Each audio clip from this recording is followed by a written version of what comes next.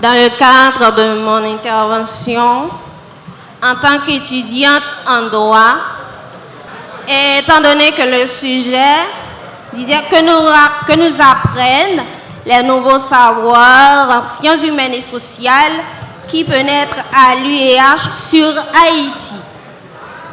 Mon intervention sera contournée autour de deux concepts, à savoir l'état de droit et la démocratie. D'abord, on va parler de l'état de droit. C'est quoi l'état de droit? Les caractéristiques de l'état de droit, l'importance de la valorisation de l'individu.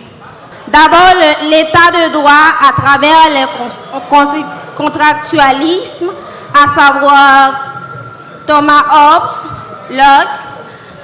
On ne saurait parler d'état de droit sans parler de l'État. L'État qui est une fiction juridique, d'après les approches des contractualistes, comme déjà mentionné Thomas Hobbes, John Locke, l'État est une fiction. À l'état de nature, les hommes se sentaient menacés, comme disait Thomas Hobbes, à l'état de nature, l'homme était un loup pour l'homme. Alors, pour pouvoir gérer, pour pouvoir devenir et pour pouvoir bien entretenir leurs relations, ils ont fait ce qu'on appelle un contrat. Ce que Jean-Jacques Rousseau appelle le contrat social.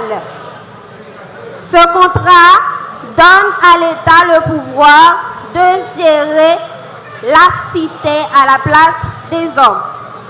Les juristes ont pris deux approches pour parler de l'État.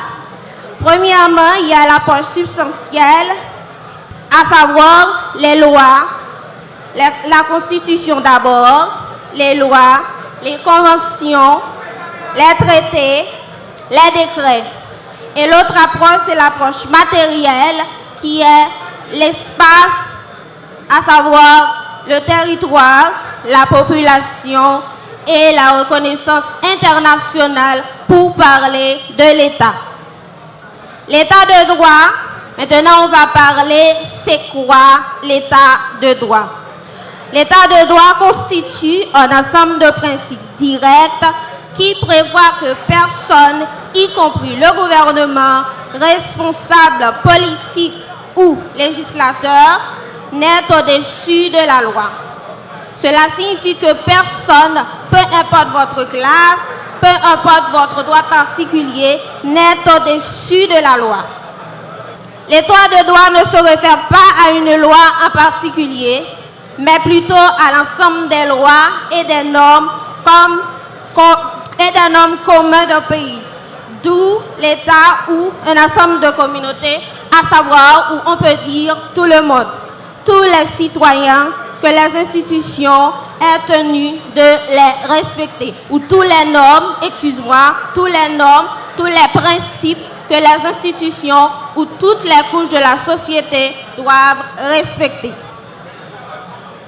Ce système de responsabilité s'articule autour de 4 grands principes, à savoir la séparation des pouvoirs, suivant Montesquieu. Cette dernière condition pour qu'il existe l'état de droit. Deuxièmement, l'égalité de la loi. Deuxième caractéristique de l'état de droit. L'égalité devant la loi implique que chaque sujet de droit est soumis à la même règle. Chaque individu est assujetti aux mêmes droits. Maintenant, on va parler de la hiérarchie des normes, théorie inventée par le célèbre Autrichien Hans Kelsen.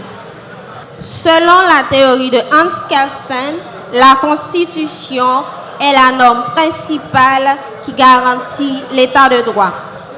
Avec la Constitution comme cadre légal, précisément la hiérarchie des normes implique que chaque norme juridique soit conçue conformément au droit qui lui est lié ou qui lui est imposé. Ces mêmes normes permettent notamment de définir les limites de ses compétences. Maintenant, c'est quoi l'état de droit? L'état de droit se définit comme étant la soumission à un ensemble de normes juridiques qui s'opposent à son pouvoir arbitraire pour asseoir la protection et la liberté des droits fondamentaux. Dans ce cas, l'état de droit répondre à la formule « Nul n'est au-dessus de la loi ». On l'applaudit, s'il vous plaît.